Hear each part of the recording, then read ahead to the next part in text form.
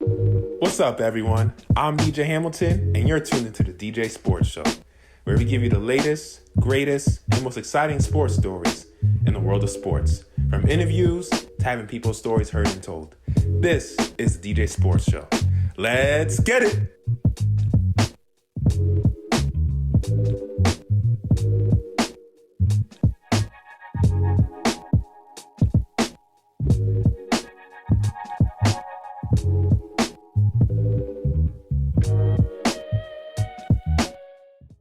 Good afternoon, everyone. I'm your host, DJ Hamilton of DJ Sports Show. If you're watching on YouTube, hit that like and subscribe button. And you listen on audio platforms I'm on. With a 5-star rating, share anybody know who loves sports. It's the place where we talk sports, have stories told, and make a difference. And I'm here with my guys, Dylan Bruton. Got it right this time. And my guy, Nicholas Mullick. How are you doing, my guys? Dylan with his Florida Seminoles. How you feeling, man? Hey, I'm feeling great, man. You know, I don't want to say it just yet, but we back. We're back. Watch my again. I said I'm not going to, but just the way that they've been getting to the ball on both ends, I am so proud of them right now because I had no faith. I had no faith. I was like kind of a Debbie Downer. I was like, nope, not getting my hopes up. Nope, not doing it. What are you gonna do if, like, at the end of this podcast, they pull a 28-3? Oh God, yeah. 13th reason. Oh, man. That will be my 13th reason. No, but seriously, Dylan, I'm proud of you, bro. I remember that show. proud of Oh, you. man. High school right there. Oh, my Instagram timeline will for sure clown me because I've been like I've been posting some stuff now, so I know people are gonna be like, "Is this you? This was you?" You might want to mute your social media if that happens. But no, it's on a serious note, Dylan. I'm proud of you. I'm proud of your team. Hey man, oh, we just got a sack. Let's go. Yeah, man. And here it is. Yeah. But yes, ladies and gentlemen, on today's episode, we're going to talk about the NFC North. On this episode, probably the most loaded division in the NFC Conference, just like the AFC, which is kind of ironic. That's why I was talking to Nick about earlier, like before you came on, Dylan. I'm like, isn't that ironic that both the North divisions for each conference are probably the strongest division for each one? I'm like, wow, this is kind of special. I found that to be ironic as well.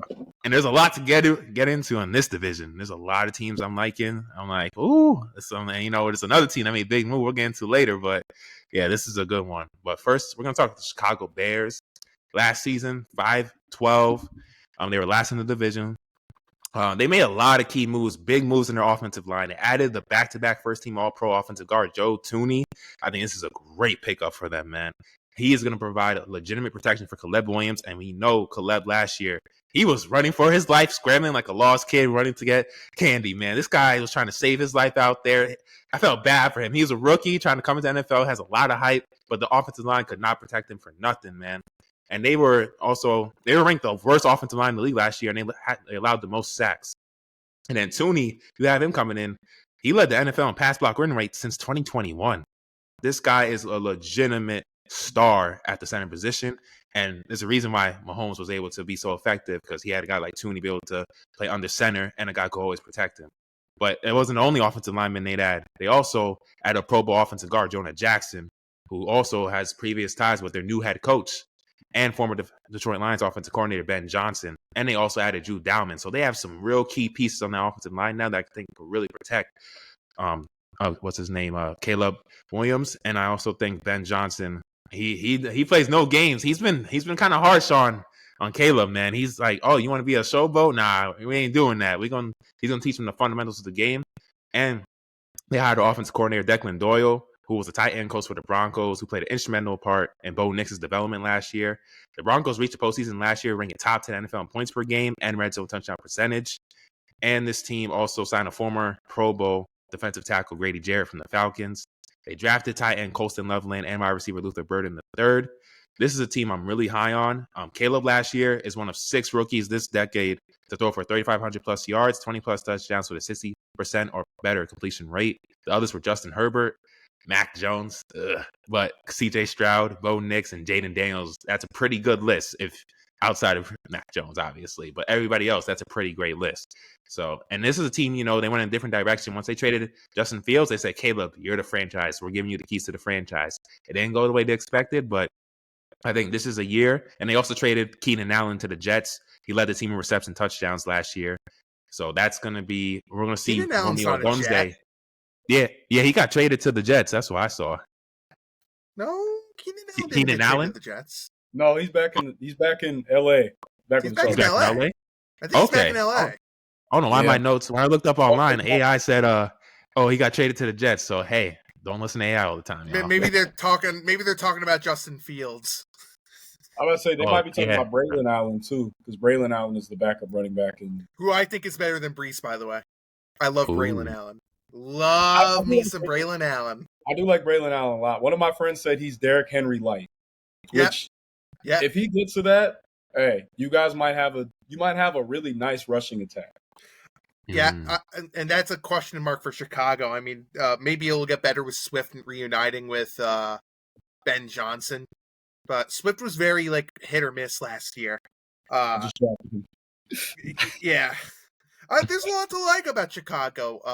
A big reason why Chicago was horrible last year, I mean, absolutely horrible, was because Matt Eberflus is a moron as a head coach. Terrible head coach. And I think if the Bears had competent coaching, they probably would be in the wild card round. That's just what I believe in, because I'm still high on Caleb Lille, and I think Ben Johnson's a much needed influence for them. I really do. When I look at their defense, so I mean, you mainly talk about the Grady Jarrett signing, but I still think the secondary is solid. I mean, I'm reading the list off the depth chart here. Tyreek Stevenson, even though he's more remembered for that blatant Hail Mary botch, he almost got traded too. There was a rumor that apparently the Bears had a trade for him at the trade deadline, but it never materialized. That's what I've been hearing. Brisker, I like. Kevin Byard, one of the more underrated safeties in the NFL. Kevin Byard is very underrated. Yep, Jalen Johnson, Kyler Gordon. He's their leader of that secondary by far. Absolutely. I like even their linebacker core, like Tremaine Edmonds and TJ Edwards, that not a lot of people talk about. And I'm still a Noah Sewell guy myself. I think he's an intriguing piece. With Montez Sweat joined, their pass rush is still kind of a little lackluster because excluding that's where I'm excluding Montez Sweat, I cannot think of a single, like, I'm looking at the current depth chart on my phone right here, and I'm like, I don't know who these guys are. Like, no. I mean, maybe that's where Shamar Turner comes in, but Turner's more of an interior defensive tackle. If they run like a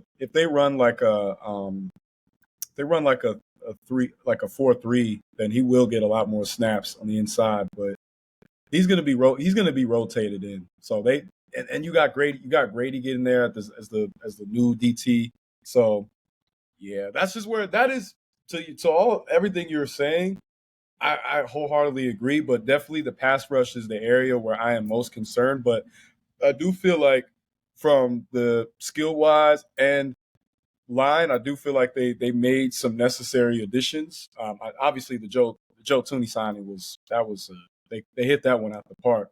Even though, and people going after Joe Tooney saying, "Oh, he wasn't that great as a Chief." That's because he only had one game as the left tackle, and he was brutal in that Super Bowl. He's as a guard. Inside guard. He's an inside guy. Exactly. As a guard, he's great. He's one of the best in the league. As a tackle, he sucks. But interior will be perfect. And we didn't even mention their tackles. I mean, Braxton Jones is still a good tackle. Darnell White, hit or miss. He's been kind of lackluster a little. But there's pieces on this team. And I still think this team lives or dies with Caleb Williams. If he can't make the stretch to improve, then I don't know what they do for the next year, because I don't think they'll go after a new quarterback. No, unless they get the first overall pick again. Because if not, then I've said before, I'll say it again. I'll take Garrett Newsom any day of the week. I think he's the best quarterback in this class coming up. But that's the main thing I'm kind of leaning towards, is the weakness. Like, you saying the pass rush is their biggest weakness, I agree.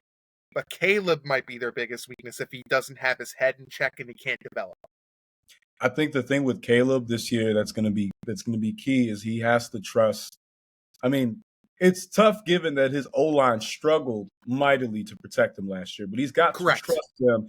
It's simultaneous of he has to trust them, because there were a lot of sacks that he caused. Like it is what it is, and it's like I get it. Like part of his game is being a very Houdini-esque player that can create on the fly. Create when a play is broken down. But when you have a clean pocket, you need to take advantage of that because you have weapons. DJ Moore, Rome Odunze. I love the Luther Burden pick because even though he didn't light the world on fire his last year and he went from being like the projected top receiver to all the way down, I think he's going to make a great NFL receiver. He's a great route runner. He's got strong hands. My question is Luther Burden going to be ready? Like, because I know he's injured right now. I don't know if he's going to be ready the first 4 weeks. And that's where they'll have Olamide Zacchaeus. He'll get some reps, and I think he's a good supporting guy as like a 3. You could put him either. He's fast enough to be like a Z receiver, but he's better in the slot. I'll give you another name they also have, even though he's more of a special teams guy. I think he could be a sneakily like rotational piece on this offense. Devin Duvernay. That's a guy who's very piece. Like he's not the type of guy you want to rely on full time. No, Baltimore, the Ravens learned that the hard way with him. But as a special teams and rotational type player, Devin Duvernay will have like a brief moment of brilliance, and I think that would be really good. Yeah, correct. And I think the thing too that I really like as well is, they're gonna lean a lot more into their running game too, because the thing that I think gets overlooked with both Loveland and Kmet is that they're good blockers, and with Swift they want to get him going as the bell cow. I know that he's got the receiving ability. That's great, but they have to establish the run game early. Roschon Johnson, I really like his game a lot. I think that with more reps, he could be something. I also think that they've got Caleb's got a great mentor to learn from in Case Keenum. I was surprised that he was even coming back to play because he kind of left and then came back. I think it was last year. Yeah, heard that name a long time. Don't forget Tyson Badgett, very underrated quarterback. One of the best backups in the league. Yeah. And with Case Keenum on there, like there's a saying I love to say with Case Keenum all the time. I think you guys are like it. He's on the case. He's on the case to defend Caleb Williams. And he's a very, very smart quarterback mind. So I just think that overall they're putting the nice guy too. Nice, you could tell he's a lock. Like I remember during his time the Buffalo Bills, when he was like pretending to be a fan, trying to get like Josh Allen. It was the funniest thing ever. You could tell everyone loves Case Keenum. He's great. I remember when he was at Houston and he was like a record breaker. So it's like he's a and in Minnesota during the Minneapolis Miracle. As a Saints fan, that's. Oh yeah, I forgot. My bad. Oh no. No. Talk about like plays that nearly like broke me. That one, I went silent. Dude, I'm shocked they didn't cut Marcus Williams after that play. I wanted him to get cut after that play, but it was tough because he was actually like one of our better DBs. So it was like. Yeah, I hope he's doing okay, man. You have to know that play is going to haunt him for the rest of his life. Oh, I kind of feel for him in a way. You have to, but I also think like when he was in Baltimore, he was doing the same stuff. So it's kind of like at some point, the burden of responsibility has been placed on you. You've got to stop making those detrimental plays in the worst increment times because you know who that sounds like, by the way. You know who that sounds like? Cole Kmet. That's exactly him. Like that's exactly him. I had him in one of. I think I had him in my dynasty league last year, and that did piss me off. Where I had to put him on the bench. I was like, "You're too unreliable." Exactly. And it's tough because he's got all the intangibles to be a great tight end. He's shown flashes to me where he could be that type of caliber tight end that can be both a safety valve and a field stretcher and like kind of joker and role. A blocker too. He's a really good. That's why I was a little head scratching at the Loveland. I love Colston Loveland. I think he'll be a good tight end. That's why I preferred them to go with Tyler Warren because he could be the pass catching dynamic player, while Cole Kmet could be the blocker. My guess is I think they're not going to sign him to a new deal. I think if I remember correctly, I could be wrong here. I think Kmet's. I'm gonna go. If you could look it up on Bing for me real quick, DJ. I think Cole Kmet's contract is. It might be up this year. It might be up this year. So my guess was that first round pick was basically the long term plan of like replacing Kmet. So his Coleman. annual salary is $12.5 million. The deal keeps him with the team through the 2027 season. Okay, so I'm Signed wrong. it back Okay. in July of 2023. Okay, all right, then I'm mistaken then. Okay, so scratch that. This is why we fact check people. Don't want to give wrong information. But still, I still think that pick was made just so that they could eventually find like a trade partner for Cole Kmet. I would not be shocked if he's gone after the season and he gets traded. So I have a question for you, Depending how Dylan. I Loveland's think development is. Oh no, I have a question for you, Dylan. Rome Odunze is your guy. How big of a jump do you think he'll take in year 2? Oh man, I tell this story a lot. I got cooked, hard, feathered, barbecued chicken when he was a freshman, and I was a senior, and I was like, you know what? Like any like slight minor hope I had of playing college ball, yeah, that's just going out the window. But I think Rome. It's funny. I don't know like Rome super well. I know more of his I know more of his friends like on a close level. But Rome's a great guy.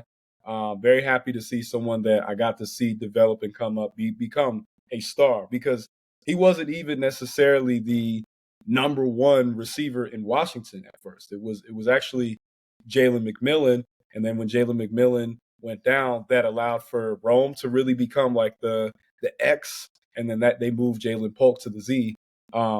But Rome is a hard worker, like one of the like hardest workers that I've. And he has the relationship and the trust of Caleb Williams, because remember, people forget about this. Well, I don't know if you guys have, because you're brilliant. Caleb Williams, once he got drafted, said, "I want Rome Odunze." Yeah, no, he did. I remember that. Yeah, yeah. It's tough because I tell this story. When I was a writer for Clutch Points, I was writing an article the day that Justin Fields got traded. I was writing an article. It was like the three players that Chicago needs to pick with their first three picks. And initially, I had them picking Marvin Harrison Jr., Olu Fashanu, and then I forgot who I said for the third one, but I just remember those two off bat. And I was literally about to submit the article, be done. I was like, I'm going out. And then the Fields trade happened, and then it's like, yeah. Oh my God. Yo, my roommate had a rare shift that he was off on the weekend. He's like, "Are you all right? Like, what just happened?" I was like, "The article, it's gone. It's." I felt like he's like the greatest work that never got released. Yo, I feel like in Rush Hour when he's like, "Oh, this is a fake. This is a fake." When he sees the dollar bills, like I was like, "Damn!" Like all that work that I put in. I was watching film. I was watching all these different breakdowns. Gone. So I had to rewrite my whole article. It still was good, but it wasn't the same. But it was just like, all right, that confirms they're getting Caleb. But I still didn't think they were going to pick a receiver, because by this point, I don't remember if Keenan Allen was either rumored to have gone over there or they had made the acquisition. I think they made the acquisition at the time, if I remember correctly. It might have been if he went there prior. Yes, you're right. Yes. Yeah, they probably got him and then got Odunze so they could have double them. So I was like, it would be overkill for them to draft a skill position here. The line is still a weakness. So I had them picking for Fashanu. But I still feel like the relation you mentioned, like the relationship, that's a big key ingredient. And I think that if they can get on better timing, because one thing that has to be mentioned is Ben Johnson is an absolute stickler for releasing the ball at like maximum speed, and also as soon as the receiver like finishes their break on the route. So for Caleb being this guy that plays like a playground style, I am very intrigued to see how it works, because he looked really good in preseason to me. I was very impressed with what I saw, and the chemistry with him and Rome is going to be one of the biggest deciding factors, because yes, you got DJ Moore there. We know what DJ Moore is capable of, but they drafted Rome to be the guy when it's all said and done at the receiver position. So that relationship has to be strong out there on the field. And as long as they're playing at a high level, I think that this offense is going to put up so many points, and they're one of my sleeper teams to make a leap, in my opinion. It's tough being in that division because they got. That's it true. Really is. That's what's holding me back. They have the second toughest schedule in the league. And that I was about to say that too. Their schedule is rough. And look, when I come to like predicting this team, like I think their over/under is 7.5, which I think is fair. That is fair. That is fair. Like I'm looking at their schedule right now. I mean, they've got it tough. Those first 2 games, they get a little. It might get a little easier after that. But then they got Washington coming off a bye. Yeah, they're gonna beat my Saints. They're definitely beating it. They're creaming your Saints. Look. But then they go Baltimore. Oh, they're gonna take care of that business on them Saints. I'm telling you that right now. I have a lot of Bears fans in my friend group. I have a lot of like overlap with Chicago, so I need them to like. If there's any game I want the Saints to win, it's that game and the Falcons game when we play them at home. I don't care. Honestly, after they played the Giants on the 9th, they played just like straight contenders after, except for the Browns. Outside of that, every other team is like a playoff team. Their schedule is tough, and with Green Bay, we'll get to them, but they've got a difficult schedule. But I do feel like this team has some of the chops to be able to do it. I feel like it's like they can't be this team that struggles with not having a franchise quarterback forever. At some point, you have to get a guy. At some point, someone has to turn into a star. I think Caleb has everything needed to become that. Glad to see he's done with the nail painting stuff too. Just focus on the game. Bro, when I used to see that, I'm like, Caleb, what are you doing? Like, I'm like, this is what I think that's more of a thing where he grew up around. Like I think he mentioned a story like growing up, he would always used to do that. So, look, man, I grew up differently. You couldn't have done that where I grew up. No here's real the thing man with the Bears too. When looking at the Chicago Bears history, the best quarterback that franchise ever had was Jay Cutler. That was the best quarterback that franchise ever had. So I worked a job this past last year. This past year, I was a live streamer, and there was a guy that would frequently come onto our shows, and he was a huge Chicago sports fan and a huge Bears fan, especially huge Caleb guy. And he got mad one time. He was trying to throw shots at I think it was the Saints. Yeah, he was trying to throw shots at the Saints. I was like, our quarterback history is better than you guys. Like, Aaron Brooks is a better quarterback than 90% of the quarterbacks you guys have ever had start, right? No. He got mad. He got mad when I said he said something, and I said, you guys haven't developed a quarterback since World War II. What are we talking about here?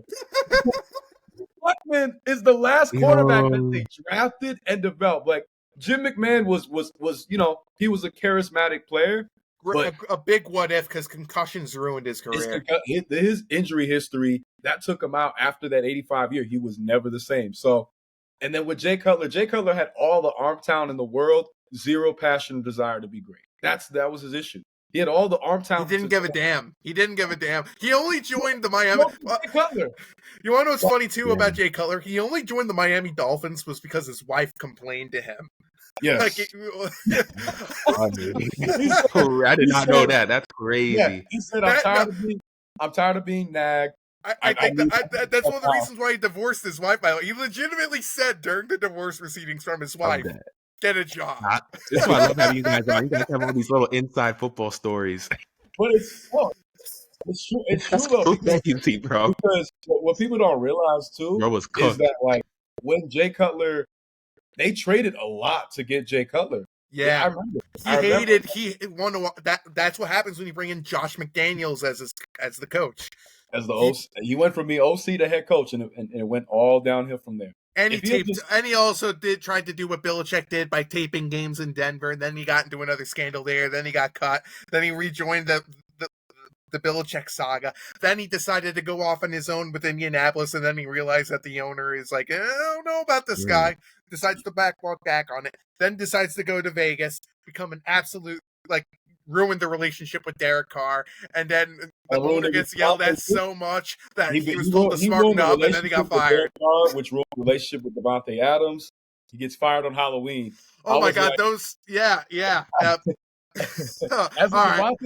As someone who had Davante Adams in 2 fantasy leagues at that time, I did the happiest of happy dances. I said, yes, Thank you.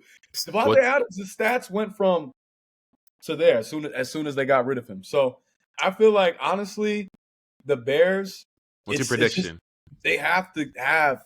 It's got to be. It's got to be now. This has got to be the time. So you said 7. You said the over under was 7 wins. 7.5. I'm gonna go with the slide under at 7 because their division is rough. They have a tough schedule. That's the only thing. But I'm gonna give going them 7. I'm going 8 wins only because I think that their offense can go at it with just about anybody if they put it together properly. And I think that this is the year where they could really take a leap. It just comes down to, it's verbatim of a lot of teams, but it just comes down to execution. Yeah, I'm with Dylan, but I'm going a little over. I got them going 9-8. I got them going 9-8.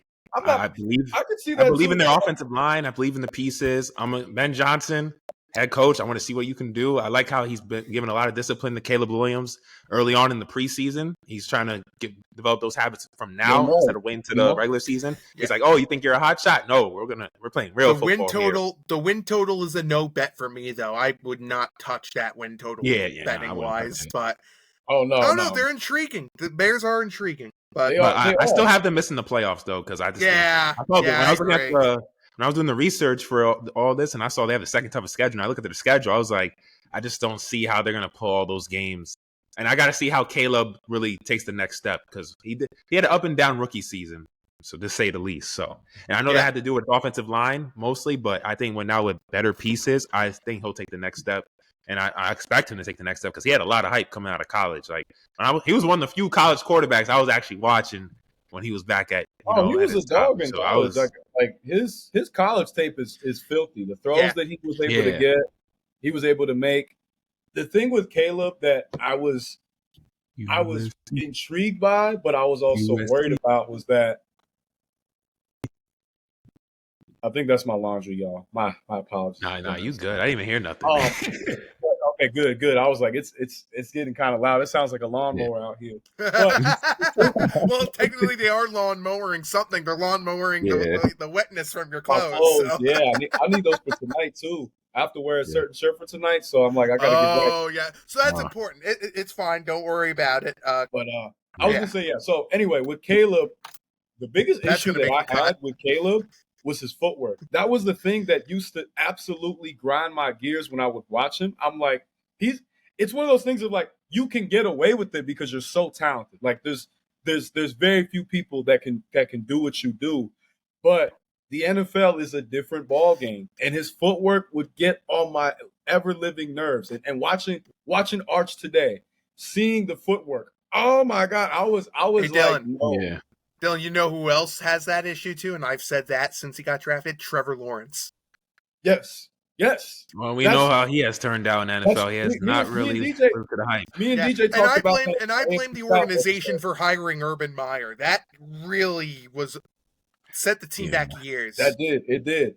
But that's where it's like, footwork is one of the most important things as a quarterback because you need to set your feet when you throw. You need to, I get it. Sometimes it's not going to be, it's going to be dicey. It's not going to be a clean pocket. You're going to have a lot of pressure in front of you.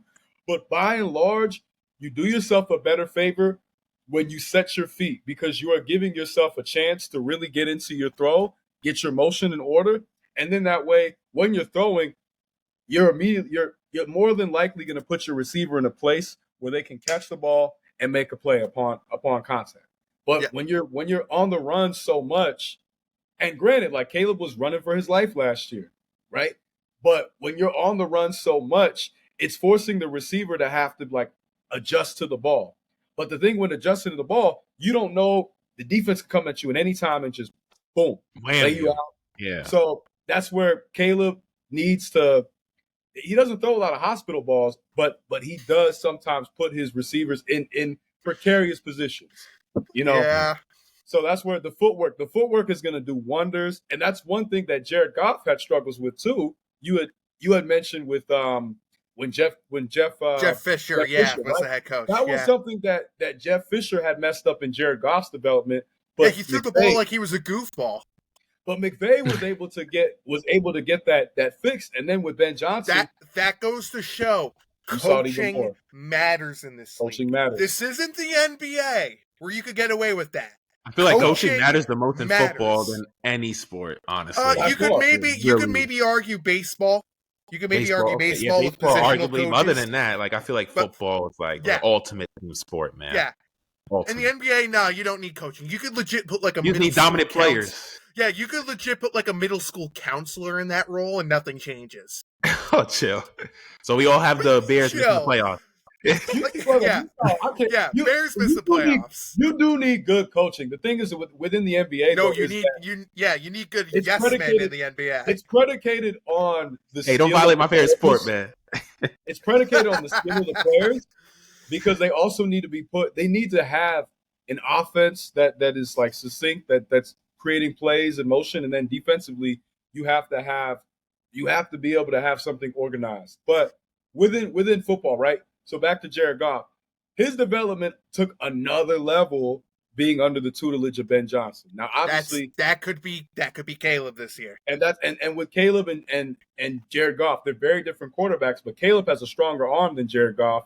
You can see in certain plays last year with the Lions. I mean, Goff can make every throw, but sometimes some of the balls would flutter a little bit. Caleb, he's got a rocket.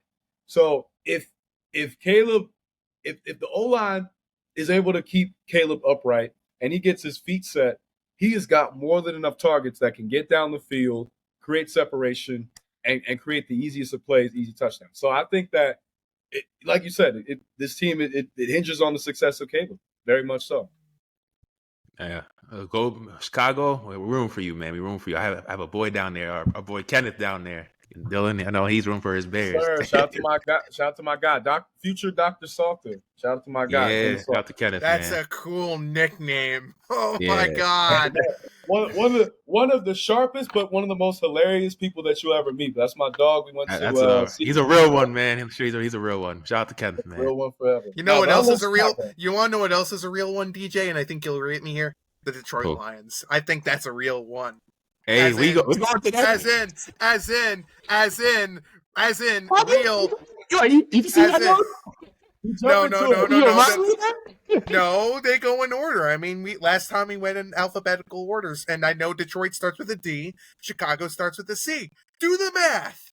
Hey, look at my guy, man. Hey, Knicks remind me, man. Knicks a good one, man. Nah, Detroit Lions, they are next though. They are the next team. Right. So yes, Detroit Lions, man, 15-2, won the NFC North division. They were the best team in the NFL, had tied the best record with the Chiefs. This was the best scoring offense in the NFL last year. We just talked about him a lot in the previous team. Ben Johnson, was a large part of the offensive coordinator, but he had a lot of weapons to work with, man. Talking about, you have David Montgomery on that ground attack. You have Jahmyr Gibbs. You have also wide receivers Amon St. Brown and Jameson Williams, both having 1,000-plus yard receiving seasons as a tandem. There's a reason why they were the best scoring offense in the league last year, and led the league in touchdowns as well. They drafted defensive lineman Tyreek Williams from Ohio State, O-line Tat Ratledge from Georgia, and wide receiver Isaac Tesla, who I watched a little bit of Tesla's stuff in the preseason. He looked good. Really damn good, man. I'm like, man, this is a rookie. They may have something. He's not even going to be their number 1 or 2. He's going to be like their number 3. I'm like, this team is deep, man. I was concerned when they let Tim Patrick walk. When they traded Tim Patrick, I was like, that's a big loss because he was their best red zone receiver. But nah, Isaac might end up being their guy in the red zone. He might, because he's their tallest receiver in the room. His route running is unbelievable. It's good, man. I liked what I saw. I was impressed, man. I said that too when I was like looking at his film in college. I'm like, this guy's route running is crisp, and he's perfect for it. And another guy I like too, who never gets talked about, but when he's there, he's there for the plan. And that is Caleb Raymond. That dude can be there. I mean, we'll see about Jameis. People forget Jameson Williams is still an unknown. He really is an unknown on that team. I mean, the only thing that we do know is that he is a member of the Pete Rose Betting Association. But like, we still don't know what he can do on the field consistently because he's either hurt or he's betting games. So we'll see what with him. But when he is healthy, he is one of the best deep threats in the entire league. The way that would you bet on that? I will. Yes, I will bet on JMO to get open on a go route. There's very few players that the last player that I saw run a go route as well as him was Deshaun Jackson, in the sense of like you can almost guarantee open down the field, easy money. Like Torrey Smith's up there too for that's a good guy one. who's good. That's a great choice. That's a great choice. That's a great choice. Like in terms of getting open and creating that separation, and he's not like the thing is like he's not the biggest receiver, but he's able to beat a press incredibly well. And they're an offense. I mean, with Dan Campbell, they're an offense that they thrive on the aggression. They thrive on playing and like the balls of steel play calling, going for it on fourth down. That's Dan Campbell. I was just about to say, Dan Campbell, I want to see you like make smart decisions in big moments, man. Like you can't be blowing leads. You can't be doing that. The only thing that I'm angry about with this Lions team is mainly because I wanted Dan Campbell the year the Jets fired Todd Bowles. I said to people, this is when he was the interim for Miami and then went to New Orleans. I said to people, I want Dan Campbell as my coach. And who the hell did they hire? Adam goddamn Headcase. Adam Headcase. I'm not calling him Case. I'm calling him Adam Headcase. They said, we unbelievable. Like Chicago, come over to New York. Yeah, I mean, sell the Woody, if you're listening to this right now, sell the team. Just to alleviate some of the pain from that. Look, Nick, all you gotta do to show Woody that you know football is, can you judge a good roster on Madden? That's all you need. Oh, what a disgrace! Yeah. What a disgrace! I'm sure Nick can. Look, it's not using Madden that's the problem here. Like I think it was Josh Johnson at one point who, when he joined the Commanders, basically said, "I learned my teammate's name just from Madden." But to use it 100% of the time when it comes to trades, free agency, that's wild. Free agency, trades. Learn my teammate's name through a video game. Crazy. Yo, I need a new owner. Update. I need a new owner. I need a new owner. Yeah. That was one of the funniest headlines. I was like, nah, this can't be real. What's funnier was that Woody apparently wanted to bench Aaron Rodgers after the Denver Bronco game. What? I'm sorry. I'm getting off topic here. Going back to Dan Campbell.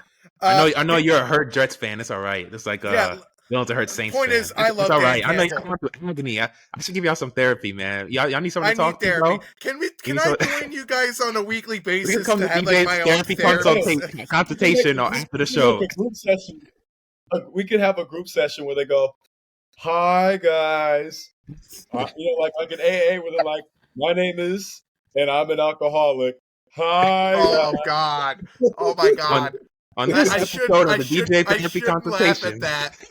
But that's I can't believe I'm laughing at an Alcoholic Anonymous joke. Oh my God. Oh man. Okay, going back to Dan Campbell, because we're getting way off topic here. Oh my God. Nah, but Dan Campbell, man, this guy, I want to see him be able to show up in the playoffs, make smarter plays when you're going through the postseason. Because I remember he blew that lead in the NFC Championship game 2024 against the Niners. They were up 24-7 at halftime. Yeah, and I thought they had it. I was like, oh, they're going to the Super Bowl, and then I wanted to give that guy a hug so badly because he was so emotional with him saying it's my fault. I'm like, that dude is the type of guy you would be willing to go to war for. Yeah, it's why I think he's a top 5 coach in this league.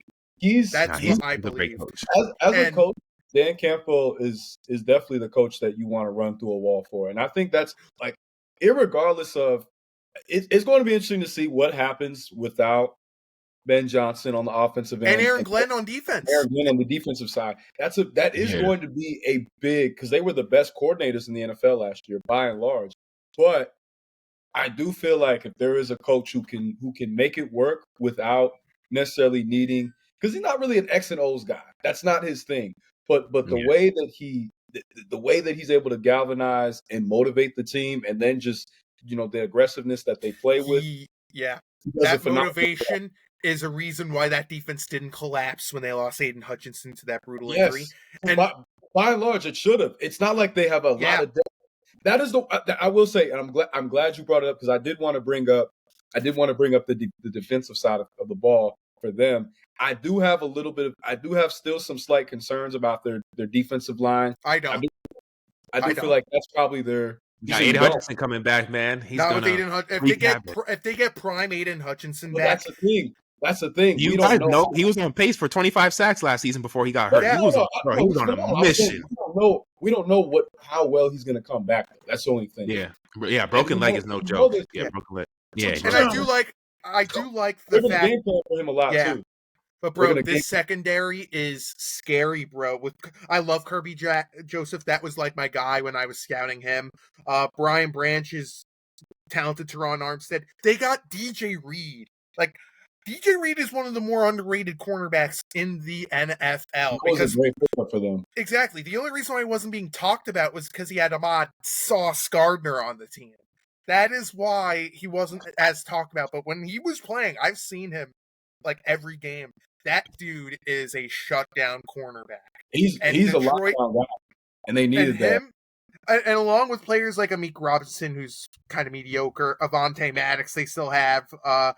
They even have Rocky Sin as a depth piece. Like this secondary's talented, but their linebacking core is great. And I gotta tell you, many people don't mention this guy, but I love to mention him because I think he's super underrated. Alex Anzalone. That dude is so underrated. He was once a Saint, and we just were like, see ya. You know who else was a Saint and is on the team too? I know you're gonna bring him up. Oh my God, bring him up. Go ahead, bring him up. Traumatize me even more. Go ahead. I did this pause on as a reason. Ready? Marcus Davenport. Oh! Yo, when I saw us pick him, I was like, Lamar. And with the 14th pick, the New Orleans Saints select Marcus Davenport. I said, no! I threw my hat. When I saw them trade up for Marcus Davenport was super raw at the time. Like, I get the ceiling of what they were going for, but when I saw them trading up for him, when I knew Breeze wasn't going to last long, and I saw him draft Davenport, I'm like, why? We worked out Lamar. Drew Brees said, I love this guy. I want to pass him the baton. Yeah. You know how I felt watching that draft, watching both the teams that I support say the same thing. Both their Hall of Fame quarterbacks say, I love this guy. I want him to be my next in coming. But the Saints saw him as a wide receiver. Like, I remember at the time, many people thought he was a wide receiver and that they were asking him questions to transition to wide receiver. Which I thought was stupid. Bill Polian, because anybody who, as an FSU fan, right? Yeah. When I watched Lamar gash our defense, like literally manhandle them, make us look like we had, mind you, this is the defense that had Jalen Ramsey and Derwin James in the secondary. And he made our team look like a Pop Warner team. That was a top tier FSU defensive team. I was like, look, I get it. You know who else that sounds like? But come on. Who else that sounds like? Jake Bates when he's kicking a field goal. That guy is so reliable. Great kicker. But I feel like right now, looking at how certain teams draft, it's almost like they shoot themselves in the foot by overthinking the obvious. Take the player that showed in his film, that showed in his preparation, and that showed with what you know that their skill is possible. Just take the player. I'd rather you shoot for the stars. Shoot for the moon, and if you miss, you're amongst the stars, because that way you're putting yourself in a position where you're going to be able to do something with this. You're going to That's why the Lions used their first round pick on Williams, because they needed interior defensive. Like, they needed that type of player. Yep. I like that for them. I do. And do you guys? How big of a difference do you think it will make when Taylor Decker is able to come back? Oh boy, their O-line is the best. They have the best O-line in the league with Penei Sewell. Frank Ragnow leaving is a big blow, though. But thank God they took what's his name, Rajlan Tate. I think that was thank God they took him. He could be a nice plug in there too, because if Decker's healthy, Sewell is amazing. Glasgow's still there. He's the best tackle in football. I don't think it's too. Sorry, Trent Williams to me is still the best tackle. Yes, last year he declined a little. I still have to go with Trent Williams. I'm not mad at that though. Trent is definitely the standard of like your franchise left tackle guy that's going to protect and keep you upright. I think like next up though, I would put Panay. If like I would. My question for Detroit mainly relies at tight end. Because yes, Jahmyr Gibbs and Dave Montgomery, I don't want to waste my time because it's the best running back duo in the NFL, in my opinion. But tight end Laporta, while he looked solid, he had a down year last year. And do you think he'll have a rebounding season, or are they going to have to like rely on Brock Wright a little more? I think he'll have a big year because you got to think about this too. They've had a lot of injuries in and out, and Jared Goff's relationship with Laporta is strong. And it's just one of those things where a quarterback and a tight end, it makes it easier when you have that safety valve. You got that guy that's reliable, that's going to get open in the middle, that can play in the seam, and in the red zone is a reliable guy. I think that just this past year, because we've not talked about Amon-Ra. He does not get enough respect as a number one receiver. I think he's the second best receiver in the league right now. Justin Jefferson's number one, but I think Amon-Ra. You think over Jamar Chase? Over Tyreek Hill? You think he's over those guys? Yes, I do. And look, I love Chase. This is not disrespecting Chase at all. This is just, in my opinion, for what I've seen film. I think Amon-Ra is one of the more complete receivers in the NFL. 100%. And with Jamar Chase, the reason why I have him at number 3 is he's not as durable as Amon-Ra, and I think you got to take a dip at that. Yeah, he did miss a few games 2 years ago. That is like one thing that is like the biggest stick on Jamar Chase. But I feel like with Amon-Ra, I think Amon-Ra is the best route running receiver in the game. Like, 100% agree with you there. Watching him, like, one thing as someone who I played DB, I played receiver, bench warmer, but still, the one thing that I loved more than anything was watching route running. And there's a guy that if I know, never mind, we're going to talk about him last. But there's a guy that I feel like is a sleeper who is the best route runner that my eyes have witnessed. But Amon-Ra, as far as like right now in the league, I think pound for pound is the best route runner. And he just makes a quarterback's life easier. Does not matter who it is. That is also the only thing too, because I was a little bit intrigued at how I get that he didn't necessarily light it up, but I thought Hendon was going to be their backup. I really did. He was a disappointing pick. I had him as on no joke with Hendon Hooker. I thought he was a first round prospect when he was coming out of the class. The injuries derailed him. Kyle Allen, I think, is the backup. He wasn't that great either in the preseason. To be honest with you, that's why I'm like, if they have to be concerned, like what happens, because we know Jared Goff has had some injury problems over the years, and he just turned 30. Yep. But still, like it is a bit they have to know something behind the scenes to get rid of the guy. Yeah. I'm not going to assume if it's attitude issues, which I hope not, because no, I don't think Jared Goff doesn't come off as that type of guy. I don't think exactly. Oh, what are you talking about? Hendon is a youth pastor. Like, I know people that know Hendon directly. He's very. I was about to say that, Dylan. I did hear about that with Hooker. Him being like, it's not that. But the point is, they got to know something about, like, I guess the way he works, or I think his injury. I watched an interview with Campbell. He said, like, I think that Hendon can get on with any team, and that he deserves an opportunity. So I was like intrigued. I was like curious of like, that's weird, like, because he seems like the type of guy that Coach Campbell would love to have, and possibly develop, because they're going to have to the thing with the Lions is that their window is now. Absolutely, right now. Which is why I'm shocked they didn't trade him when they were doing Final Cut Day, because they would easily gotten like a few late round picks for them to play with. So if they are unable to do something with Goff, they're going to have to figure out who is going to be like their next up guy, which will be intriguing, because it's like they're not going to be bad enough where they can get a top. You know where Hendon Hooker is playing right now? This will surprise you. Carolina. You know what, though? That's not a bad place for him, because he is from North Carolina. Yeah, because Dalton sucks now. Dalton's terrible now. You gotta go be friendly, man. I wouldn't be shocked if, like, let's just say Bryce Young is like the beginning of Bryce Young, and Andy Dalton, who's terrible, doesn't play well. Watch Hendon Hooker start next year. I'm telling you this right now. I'm sorry, we're getting off topic again. I apologize. I have a you're habit of good. doing that, and I'm gonna No, get no, but it's I'm a gonna get That's and I'm good. gonna get It put is in a the rabbit corner at hole this of- point. It is a rabbit hole of different players and whatnot Yeah. because I'll like tell you what's not a rabbit hole. This team. I think they win the division. Everything is fine. And Yeah. this will surprise you. They're my pick to Remember win the when I division. used the word real one to describe this team? They're Yeah. real one seed in the NFC. I think they get the 1 seed again. Ooh, you think over Philly? Correct. Ooh, okay. I've got them right now looking at the Lions schedule.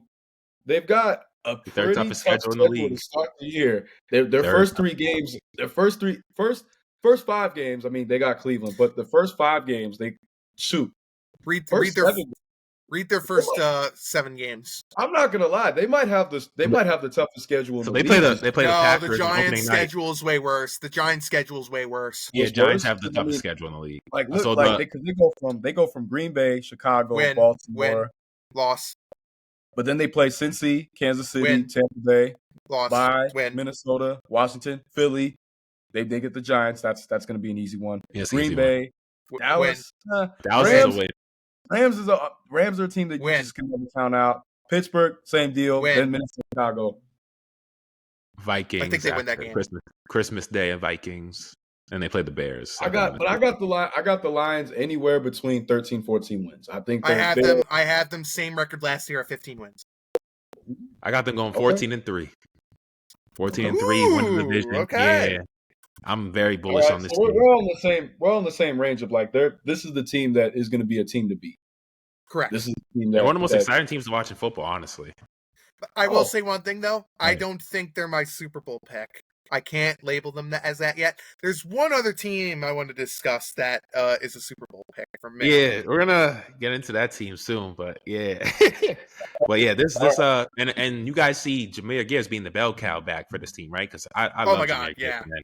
He's nasty. doesn't? Even though Montgomery's great too, I just think Jahmyr Gibbs, he's a different breed, man. He's so swift and agile getting out the backfield. I just love him, man. I think he'll be the highest paid running back when it comes time when the bill comes due with him. You have to pay that man.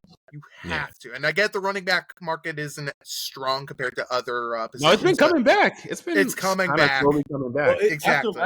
After last year was the greatest year for running backs to show the world that you can still be Henry was eating. Saquon Barkley, Joe Mixon, like the list goes on, man. And if McCaffrey would have stayed healthy, man.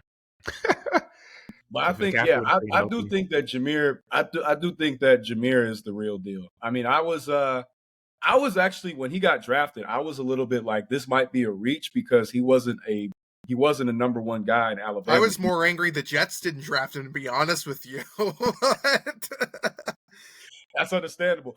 Like the talent was undeniable, but I was like, he's been in a committee role. I don't know how he's going to do in a feature Correct. role, but they found a way to. I mean, he's the real deal. He's the truth. So I think Jahmyr, like all that. I think the Lions have built such a great foundation that so many players can come in and succeed, but their window is right now because other teams are going to be biting at the chops, trying to get them. So they've got to win. They got to win now. This is the ultimate year for them to win now.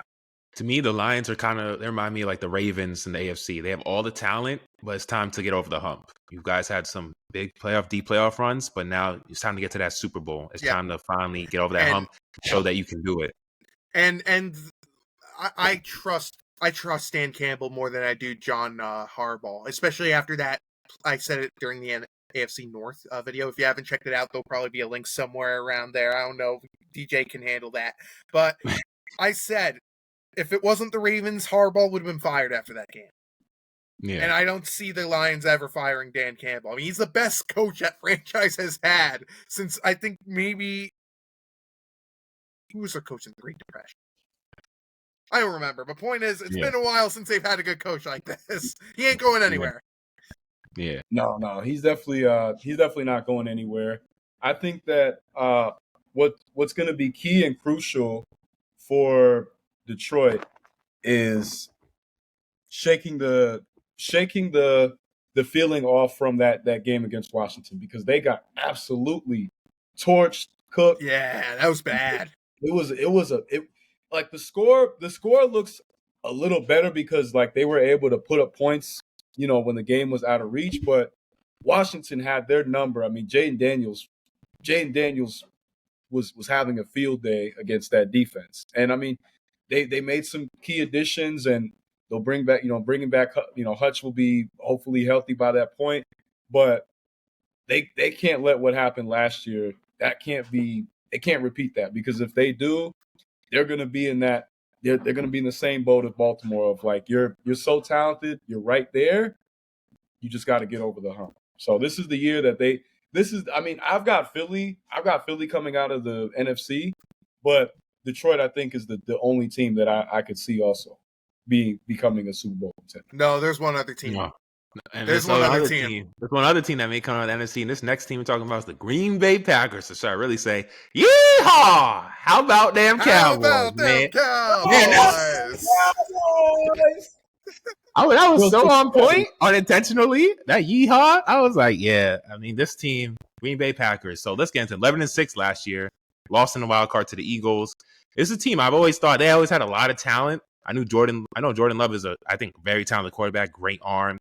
But I think he could be kind of inconsistent and wild sometimes with his decision making. But this team, I just recently, they just acquired the All-Pro linebacker Micah Parsons, one of the ultimate pass rushers in the entire National Football League from the Dallas Cowboys. And it stands for 2 first-round picks for 2026 and 27. With defensive tackle Kenny Clark. Who stinks, by the way. He was awful last year. He was awful. Kenny Clark was awful last year. But hey, we need to do a better job at stopping the run. He's better PFF grading wise last year against the run, Jerry. Micah. Yeah. Yep. Micah got the largest non-quarterback contract in NFL history. And he deserves 4 years. 188 million, 136 million guaranteed. I love this team. And the only reason why people aren't as high for the team, they go like, oh, but Jordan Love's our quarterback. We still don't know. Jordan Love played on one ankle last year. He was not injured all season.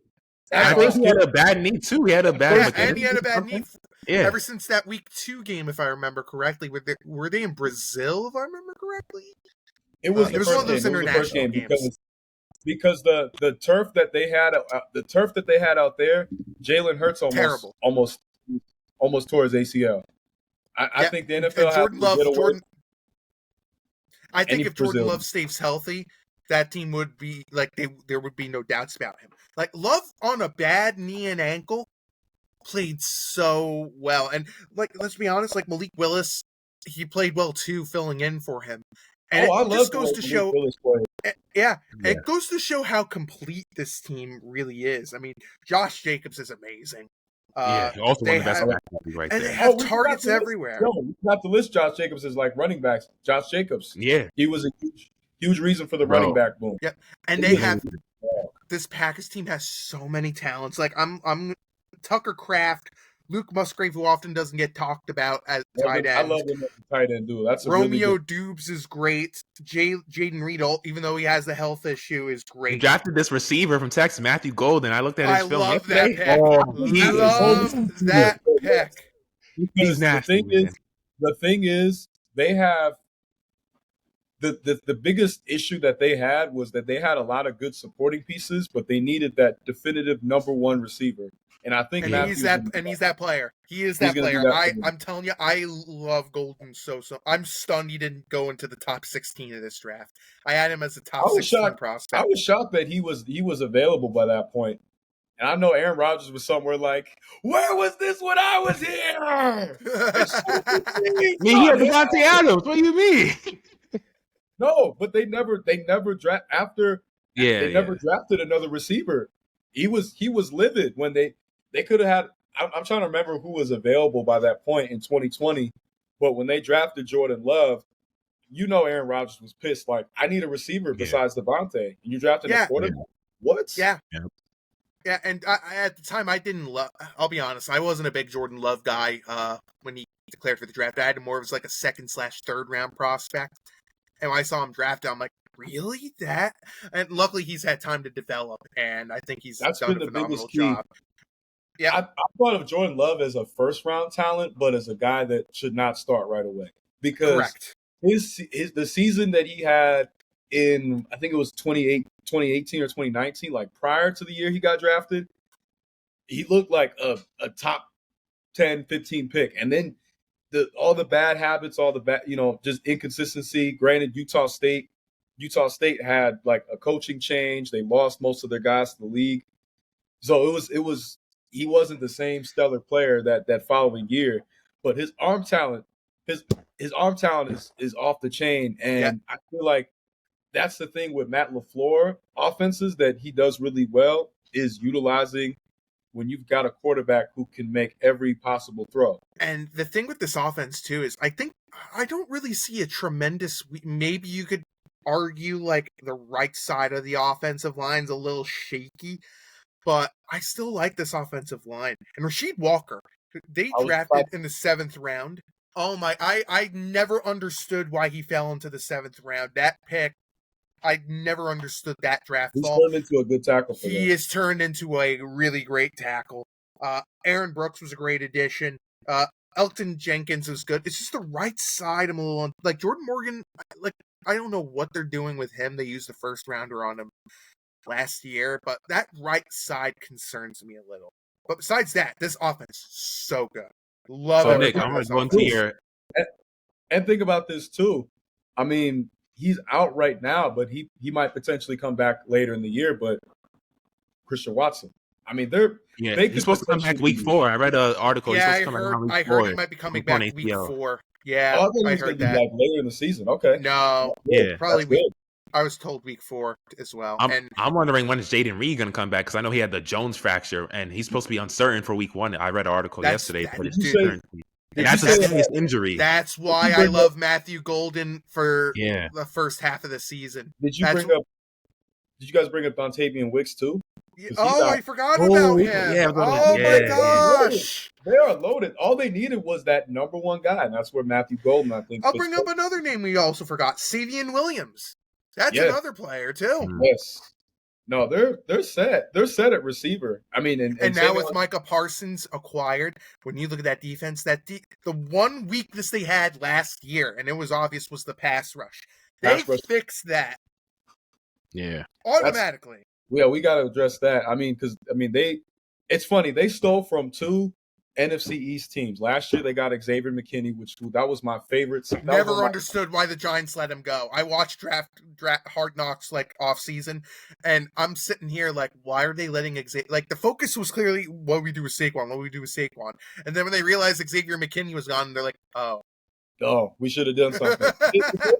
Apparently, they lowballed Xavier. They gave him like a completely BS offer, and anybody who watched Xavier McKinney those last 2 years in New York, he wasn't just one of the best safeties in the division. He was one of the best safeties in football.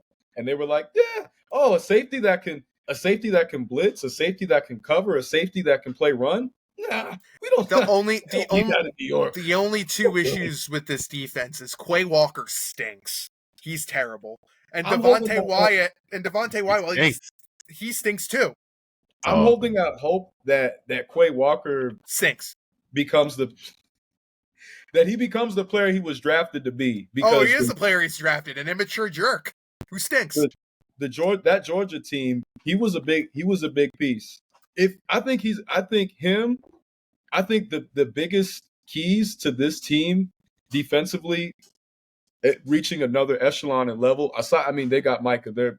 That's one of the biggest pieces, but it's going to be guys like Quay Walker and Rashawn Gary. I still feel like with Rashawn Gary, the potential is there to be this absolute stud. And Lucas Van Ness too.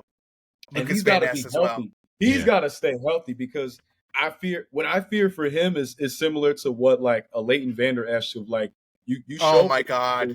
You show potential, but you can't stay healthy. Well, the difference is Leighton Vander Esch. What about Edgerrin Cooper? Yeah. Oh, I love Edgerrin Cooper. Yeah. Edgerrin Cooper was my favorite. Was one of my favorite defensive prospects. I think they're moving him to linebacker now because they had him kind of playing as the pass rush rotational role. But he's better as a right. I think he's moving to linebacker. Okay. He's perfect at like on an outside, but he might play a little middle. They might kind of mix him around there next to Quay. but I think Edgerrin Cooper is going to be best at like a right outside linebacker role or even a will, you know what I'm saying, where he can kind of alternate. So I like this defense.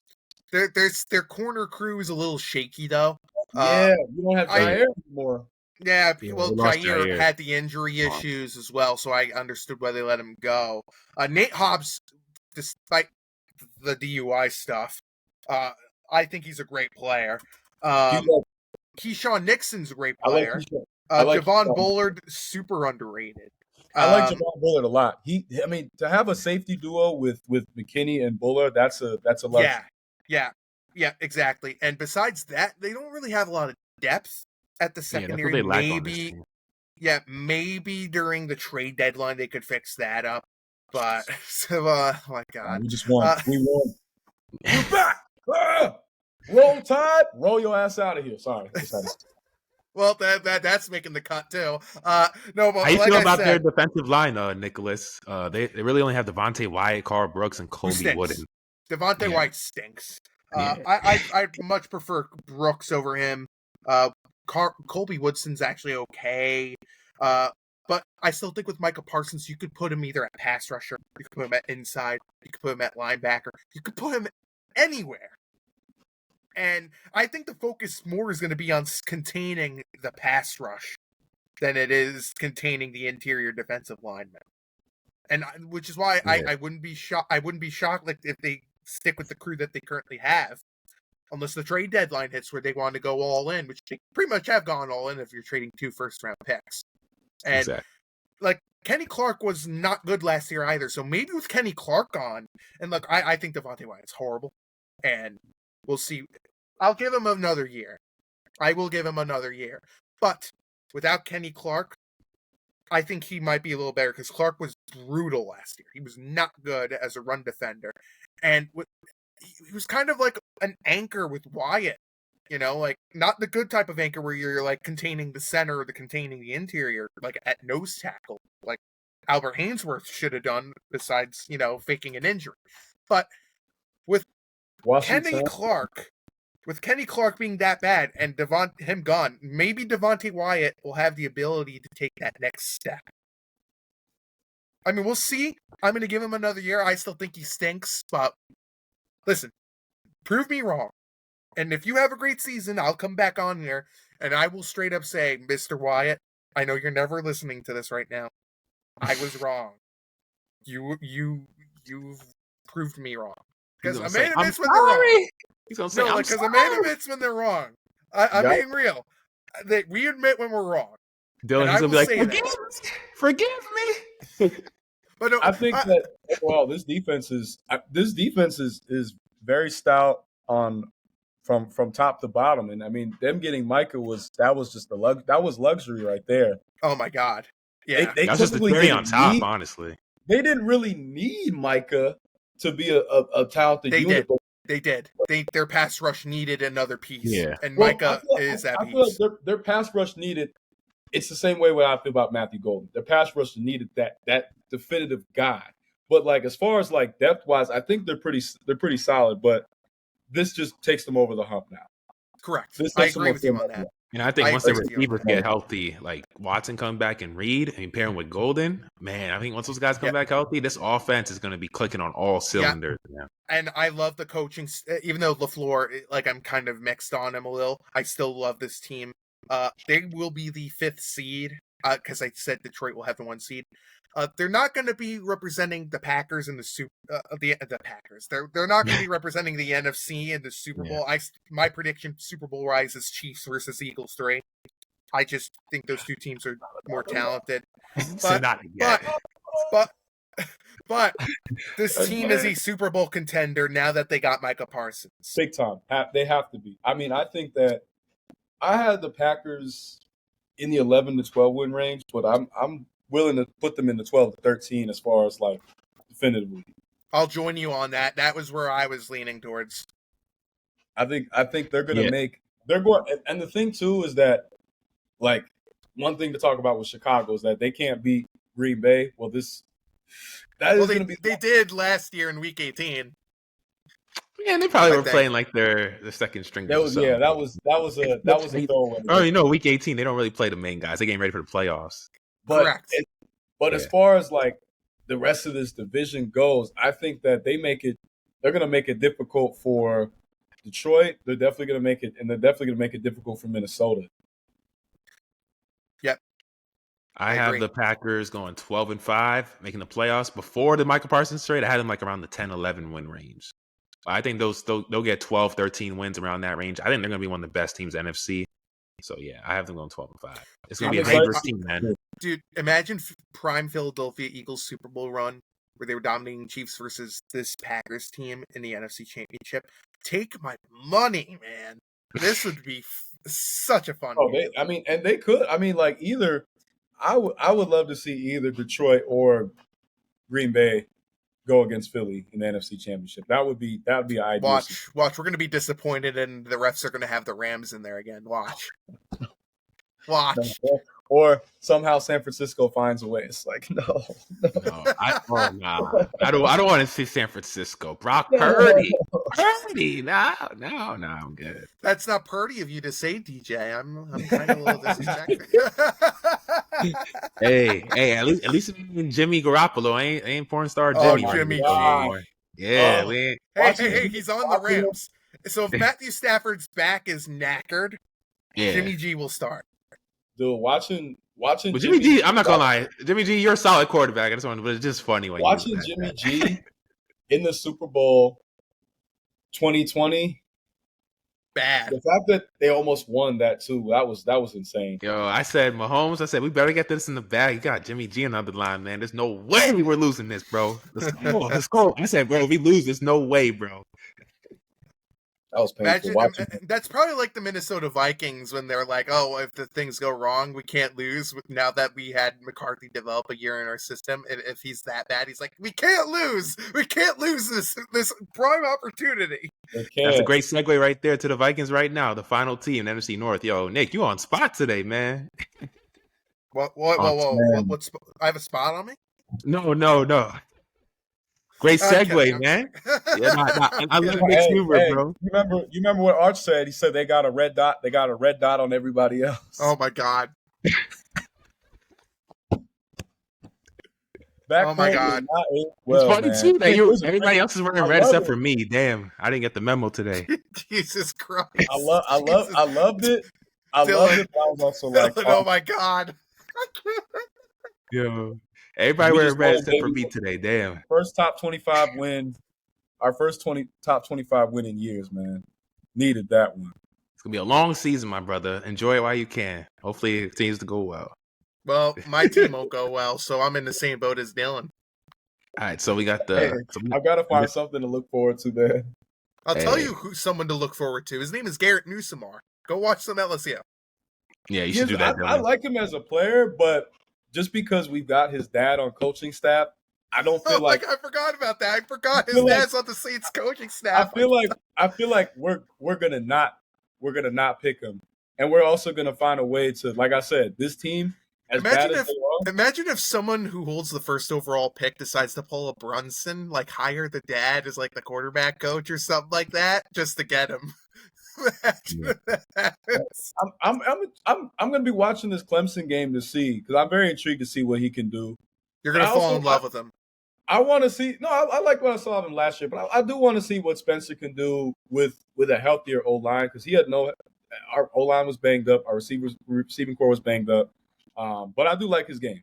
The only thing with Newsomar is that he doesn't really have, like, his arm strength is a little lacking. I mean, yes, he would go that to a I dome. agree with you on. I agree with you on. Dome, so it works out. But we do tend to play, like, when we travel, we do tend to play a lot of games in the winter. That's the only thing where I'm like, that's the only thing. But I do like Newsomar. I do think he's a good prospect. But yeah, those Minnesota Vikings. Minnesota! Joe Biden voice. I want to see what I am intrigued to see what JJ McCarthy does, because, like you said, he had a year in the system. He's coming off a torn meniscus, but they still have a very talented roster on offense. Yeah. Jettas, Addison, granted he's got the suspension, but when he's back, It's a great duo there. He's lucky he wasn't cut, by the way, for the whole DUI stuff. Because if like I've said before, I'll say it again. If I'm in charge, I have a no tolerance policy with DUI. If it was me in charge, it's either you go to rehab or goodbye. Yeah. So he's lucky he wasn't cut, in my opinion. Yeah, in the aftermath of a couple of situations that like have happened, the Henry Ruggs stuff, like that. Talk about a guy who threw away his potential career, because he was doing good that year. And Addison, hopefully Addison's got all that stuff cleaned out and he's learned his lesson. But someone said, though, that's what happens when you play with Derek Carr, which I'm not going to lie. Look at that Derek Carr's track record. I'm not going to lie, man. Every receiver that has played with Derek Carr, something bad or like. Roy said he's karma, man. It's the karma. That's the crazy. Karma with Derek Carr, man. He's the hex. These are all shots, by the way, because I had to hear Saints fans for the last year. Oh, well, I love when he spouts a Bible verse. I don't care. He can spout all the Bible verses he wants. He sucks. He's AFC Kirk Cousins with less of an ability. He's AFC Kirk Cousins with the mindset of Brad Johnson out there. No. Stop it. That's hilarious. Stop it, Bob. But no, with this Vikings team, the guy that I mentioned as far as like best route runner that I have seen with my eyes was Jalen Naylor. He's a very underrated receiver. He started out the year really well, given there was some injuries, and I know right now he's going to be the fourth receiver because of Thielen there. But I think that with Addison, how many games is Addison out? I think 3, if I remember 3 correctly. or 4. Watch out for Jalen Naylor out there again. I think he's going to have a big I'll tell you a name I'm very high on, and he isn't getting mentioned a lot. Ty Felton, who I think used the 3rd round pick on. Like that name. I think he's a good player to watch on. Maybe you could even throw in Hawkinson or Oliver. I picked Hawkinson in one of my leagues. I'm expecting him to have a big year. And Adam Thielen's now on the team as well. We can't forget about that. He's the number. He's the number. I still think the best addition that the Vikings made. People say, "Oh, it's Jordan Mason." Okay, maybe, but Will Fries and Ryan Kelly joining the team. Donovan Jackson using a 1st round pick on, because the Vikings' issues last year, interior offensive line. And Sam Darnold reverting back to the old Sam Darnold, the Jets, Sam. yeah. Good old Sammy boy. The interior offensive line improving the way it did is such a brilliant move. It really is, and it was needed. They needed it badly. I think another thing that another thing that I feel like is being overlooked, getting Jonathan Allen. That was a great pickup for them. Javon Hargrave as well is a great pickup for them. They're creating a very stout defensive line. I'm excited for the duo of Dallas Turner and Ivan Pace Jr. at the linebacking core. I think that they both have a lot of talent. Kobe King is good as well. I mean, they're top to bottom a very talented team. Their secondary, and don't forget their secondary concerns cornerback. That is the biggest concern. The biggest concerns to me are secondary, and then obviously with JJ. Like the only player in this secondary that I trust is Harrison Smith. Yeah, and who knows how long he has left in this league, because he's getting up. He's up behind him, but he's a future first ballot Hall of Famer. You could maybe argue Byron Murphy. But besides that, no. I mean, Jeff Okuda. That's right. They do have Byron. Yeah, do have Byron Murphy. Besides that, I mean, I love him. Yes. Yeah, but Jeff Okuda could be getting starting snaps on this defense, and he has not been good since he left Ohio State. Look, man. I was so high on Jeff Okuda when he was coming out of college. You weren't? No. I saw him at Ohio State. He was pretty good. I thought he was. I was thinking that he was going to potentially be the corner. As far as this decade goes, I could admit and say that's high praise right there. Whoa! But I mean, you got to think about it. He was. But he was. I watched him in college. He was number 3 overall pick. He was the what's the defensive back award? Oh, It's not Bolitnikov is receiver because I know FSU. Mackey is for tight end. Back award. It is the Paycom Jim Thorpe Award. He was the Jim Thorpe Award, and some people argued that he could have went back to back with it. So, and I mean he was the best defensive player on that Ohio State team that played against Bama. And when you watched the Bama game, Mac Jones avoided him all game. So I was very high on Jeff Okudah. Yeah. But I feel like, yeah, secondary right now is the biggest concern. And then obviously with JJ McCarthy, which he did, like I said, with the Chicago Bears, with the team make or breaks with Caleb Williams. Same goes with the Minnesota Vikings. JJ McCarthy makes or break. We at least saw last year Caleb that there was potential. The only thing we saw from JJ McCarthy last year was him on the sidelines learning. And they don't have a plan B like they did with Sam Darnold. Their plan B is Carson Wentz. Who, oh, by the way, just signed a week ago, who does not know the playbook. No. Now, they have no plan B. Now, they traded Sam Howell, too, I think. Sam Howell was on the team, if I remember correctly. The variable factor that we have not yet brought up is Kevin O'Connell. I would say Ben Johnson was the best OC, but I think Kevin O'Connell is the best quarterback whisperer. If there's any quarterback that can, I mean, any coach that can get the most out of a quarterback, I'm picking Kevin O'Connell. Hey, Adam Gase, that's what a quarterback whisperer does. That's not hand coffee to your quarterback. Kevin O'Connell is what you do when you whisper to a quarterback. And there was one name I didn't hear you guys mention.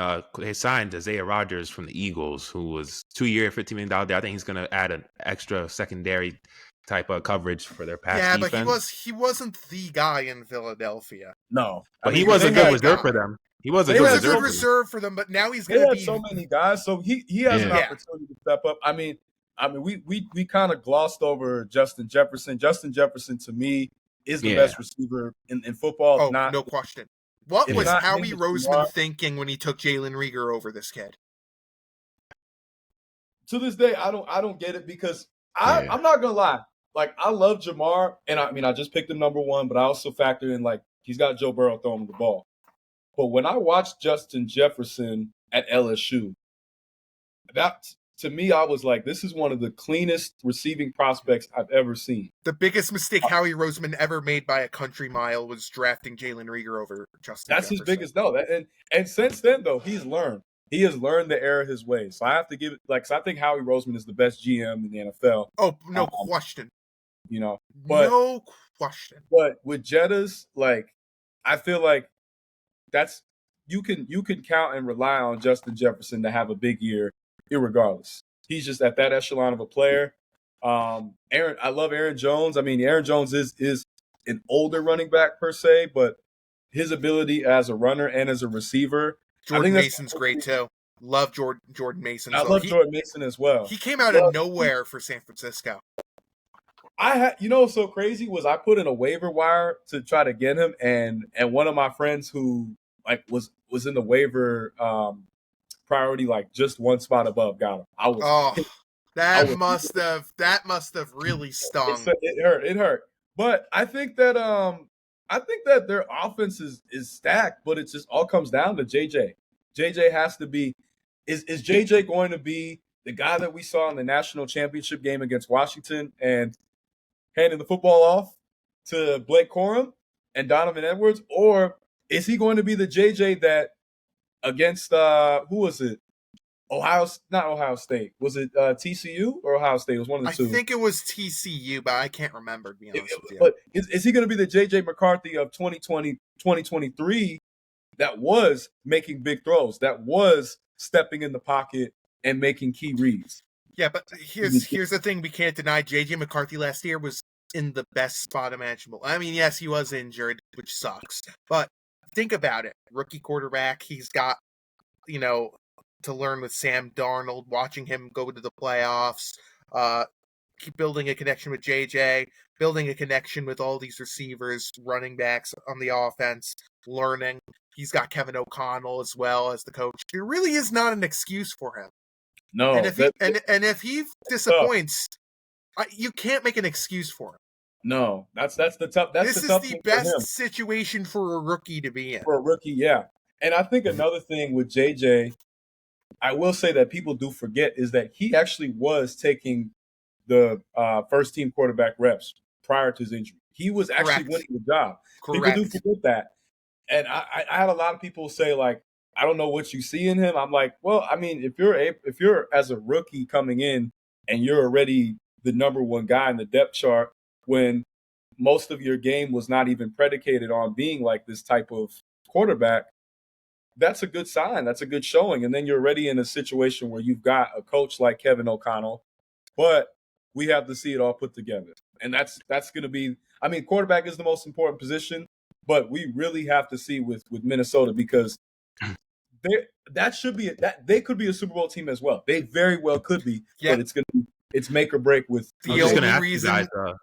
The only reason they're not a Super Bowl contender is because of the unknown at quarterback. That's it. That's the only reason. I mean, at secondary, yes, but I feel like they could, if JJ was at even the level of Caleb level, right? You could be like, this team is good enough on both ends to be a Super Bowl contender. Do you guys really believe he could do that? Do you guys think JJ, especially with a weapon like Jefferson? He was put in the best spot imaginable, DJ. So I'm going to say yes. And if he doesn't put it together this year, I'm sorry. I can't buy in him as the guy if he can't put it together this year. But you're gonna give up on him? I mean, this is his first year playing. You gotta give him some time. I'm not giving up on him. I'm just saying I can't buy into him as much as I did this year. He's probably going to get a 2-year window, right? Yeah, exactly. Every prospect should get 2 to 3 years, unless you're like Isaiah Wilson level of stupid as a prospect. I'm just being honest here. But the thing is, he's been in a great spot, great situation. There's no excuses. None whatsoever. No excuses at all. Where you guys see Minnesota finishing in the NFC and in the division? Oh, boy. That's what's also tough is I want to put them as I want to say that this could be a 12-win team, but I'm going to be a little bit more realistic and put them in I'm going to say right now, just because there's going to be some bumps and bruises with JJ. I got them in the 10 to 11 win range. I agree. 10 to 11 wins. Leaning a little bit more towards 10 because of the division that they're in, the impact of those games in the winter because they're a dome team and every other team is not. And I need to see with JJ, how do you play on an away game when you're in the snow or when it's horrible weather? And let's say Aaron Jones is getting bottled up and because we've seen you at times at Michigan, but it wasn't enough to put you and supplant you in the higher quarterback echelon with Caleb, Jaden Daniels, and Drake May, and even Penix. We have not seen you win as many games with your right arm. So that's the only thing where I'm like, I know you have the talent. You got the arm talent to do so, but can you do it? That's really the key. This is their first few games. So they got the Bears opening up the season. They got the Falcons week 2. Bengals, that's a loss. We'll see. Because I don't trust McCarthy. Bengals are not that good of a team. We know where Nick stands on the I'm saying it's a loss. The Bengals are not. I don't think McCarthy's going to be able to outdo Burrow. That offense. Yeah, but I don't trust Zach Taylor. I don't trust Zach Taylor in that defense. That defense is going to be if JJ McCarthy can't slice up this defense and show promise. I think that game will be the real testament. Okay, we 1,000% agree with you for both teams. By the way, for both teams. And then they got the Steelers right after that game. Yep. Now, I'm sorry, I hate interrupting you. So, Nick, say he doesn't carve out the Bengals, he does garbage, but then he carves up the Steelers who have TJ Watt on that other side. How would you feel about McCarthy? Well, again, it's the Steelers it's the Mike Tomlin classic of playing down to massively inferior competition. So I wouldn't be shocked. You wouldn't give him any credit? Damn. No, I would give him credit. I'm just saying it's a Tomlin classic. He has one of these games where they play down to massively inferior competition. Yeah. And they got the Browns, the Eagles, Chargers, and Lions. So that's and then the Ravens. They got a little tough schedule right there. That little 4 games right there. So that middle of the season is going to be a little tough. But that's going to be interesting to see when that comes. But this is going to be a great division, man. I think the NFC is the strongest in the NFC North is the strongest in this division. Yeah. Yeah, It's conference. either them or the NFC West. Yeah, The NFC West is a good division too. that also Yeah. I'm very intrigued But by. then again, and then we're getting ahead here because I'll be honest, I trust Chicago more than I do Arizona. Yeah. Yeah. I mean, Arizona I have as my as one of my sleeper teams. Hey, they don't give it too much. Don't give it too much. We said for the NFC West episode. But Oh yeah, that's true. That's true. I forgot about that. My bad. My bad. That's the only thing. I do feel like on both ends, pound for pound, I would give the edge to Chicago. But Chicago did lose to Arizona last year, so I mean, anything is possible. Yeah. Anything is possible. But no, I do feel like this division has the most amount of teams that are going to be playing high level football, and every team in this division, I think, at least, I mean, if Chicago puts it all together, they could be a 10-win team. Every team in this division could win 10 games at the very least. At the end of this, at the end of the season, division winner will be Detroit Lions. Detroit. Hey, but it's not going to be an easy so road. easy. Yeah, every team is going to be, fighting for that spot. Every team has a chance to win the division that's not named the Chicago Bears. I just don't. Yeah. I'm sorry, I don't see the Chicago Bears winning this division. I mean, if they have, I mean, nothing is impossible per se. Like they could just absolutely light up the world, but realistically, looking at how things are played out, it's going to be a 3-man race once again. And I mean, it was last year, and Detroit just barely eked ahead as the season progressed, but it was neck and neck at different parts of the year. And I imagine the same, especially with Green Bay getting Micah, with Minnesota making some key improvements. But Minnesota does have the question of, well, I mean, it's crazy to say this. We saw what Sam did last year. What does JJ do in this offense? Maybe, so that's maybe he doesn't choke in the playoffs like Sam did. That too. I think that's where we'll see. If I'm gonna do a tier, I do think that it's mainly gonna come down to Detroit and Green Bay. But Minnesota, I'm not counting out. I do feel like Minnesota has everything going for them. We just need to see what JJ does at quarterback. I 1,000% agree with you. We need to see their yes, we do need to see their secondary, but they've got a talented enough linebacker core, D-line, that they can figure things out as they go along the way. But you can't really do that with quarterback because you have so much firepower. You have a ridiculous amount of firepower. Agreed. Tell the people where they can find your work, guys, before we close out this division. All right. Well, once again, DJ, thank you as always. It's a blast. Nick, I've had such a great time talking football. We're definitely anytime you're in town, we got to get a drink and watch a game. I know there's so many jokes that we could get off that we cannot. Oh my God, bro. We got to set this up now. It doesn't happen though. To be honest, I really don't drink that much. I'll have once in a blue moon. I'll have one. I will break that rule. I will break that rule if I meet you. Y'all should have saw the pre-show because that was hilarious. The three of us got to go out and watch a game. But I do appreciate having you on here. Your analysis, your understanding of the game is the real deal. So salute to you and what you're doing. You guys can follow me at Quan_Solo on Instagram. I'm going to be very active today. Actually going to be covering this Arizona State football game. Very excited about that. So I actually have to get up out of here pretty soon. Get ready, prepared. But you can follow me there. You can also follow my podcast, Chilling with Dylan, Sports, Music, and Life Takes. I'm going to be active on there as well. Follow the YouTube. And once again, DJ, thank you again for having me on your platform. I'm happy anytime to be on here. Nick? Dude, first off, that's a great name. I really love that podcast name. Thank you. Yeah. I'm not the first one to ever have it, but I'm going to make it stand out. Hey, it's chilling. It's chilling. It's chilling, man. It's chilling like lemonade in the fridge. So yeah, you can follow me. I'm on Twitter X. I'm on the LinkedIn. I'm on Facebook. We'll see about the other platforms. I'm still thinking about it.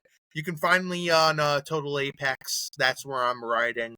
Yeah, I'm super excited for to join you guys again with DJ's request. I would love to do this. Heck, maybe have me come for every week. I'm fine with that. I mean, you guys are cool. I mentioned to you last episode because I love your analysis. I'm learning a lot from you guys. So I'm hearing you guys speak because football, it's not my main sport. So I'm like, terminology I use, I'm like, man, I'm trying to like jot that down and get it in. You know what I'm saying? When I hear you guys speak, I'm like, man, they really know their stuff, man. Like, it's really inspiring. Oh, bro, if we ever go to do scouting season together, Dylan, you, me, and DJ, cover scouting season. Like, I love scouting. That's one thing that, like, as a football nerd, I like you. If you look at my YouTube history, it's so many videos of just like film analysis breakdowns. But it's so important because you have to look at the ins and outs, the X's and O's, and you have to really be able to place, would this player do well in this particular scheme and system? It goes. That's why coaching is so valuable, because you can have a talented player, but if you can't find a way to fit them into the proper scheme, that talent is not going to be properly utilized. Yeah. Now, Dylan could break down the game. If you guys ever read his Shador Sanders article, that's all you need to see. I was like, even though that took me a long time to edit and space them out, I was like, damn, bro, you were on a laundry list. But nah, it was good. It was good though. I shared it with some of my classmates, and they've liked it so far. So it's just, I'm gonna be in my writing bag a lot more. I'm trying to, I'm not, DJ over here is a beast. I want to get to DJ levels of he's able to get an article out every day. I wish I could do that. Oh, bro, do you want to know how many articles I've been getting? Now you should see me in college when I had more time. Oh my god, dude, do you want to know how many articles a week? You want to know how many articles I got a week at one point? This was during like one of my peaks for writing. You want to know how many? I don't want to say. How many? I'll give you a hint. It's in the double digits. 15. No, lower. 10. There we go. 10 a day. Hey, but even still, though, 10 a day? That's more articles than a day. But unfortunately, I have a full-time job, so that number's dropped to like 5. But hey, I'll take it. Still a lot. That's still a lot. That's 3 to 5. 3 to 5, depending on the day and if I got 2 family. Nah, I don't try to do more than like 2 in a day, because man, that's tiring. I do research, man. That's tiring, man. It's tiring on the brain. Oh, I know it's tiring, but it's sort of like your first timer, and like you're like finding something new that you want to do. And you just love it so much. You're like, I need it continuously keep doing it. Work the muscle. You know, like it's like that. You know, once you're in, you're all in. You know, that's the phrase they say in Vegas, right? Once you're in, you're all in. No, what happens in Vegas stays in Vegas. What happens in Vegas stays in Vegas. There it is. Yes, sir. He's from Vegas, so he know. Oh God. Oh man. You guys didn't know that. Dylan's been in many locations, I would say. You better give me some advice if I ever go there one day. Please hit my phone. I will direct and guide you. Me too, man. I want to go there one day. Where to avoid? Okay. I'm going on text right now. Where to go to find Elvis? You don't have to look too far, man. You just step outside of your hotel. There's 1,000 of them.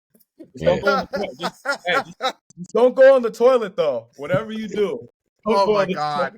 Oh my god! That is. But ladies and gentlemen, I hope you guys enjoyed this episode. What a way to end the podcast! Yeah, I hope you guys enjoyed that little after show a little bit. I'm gonna leave in the episode because this was great. Yeah, I wanted to leave it recording while we were doing that. So ladies and gentlemen, I'm your host DJ Hamilton. My guys Dylan and Nicholas. Hope you guys enjoyed another episode, and we'll see y'all in the NFC West, and then we have the NFC East after that. So we'll see y'all next time. Peace. Bye bye.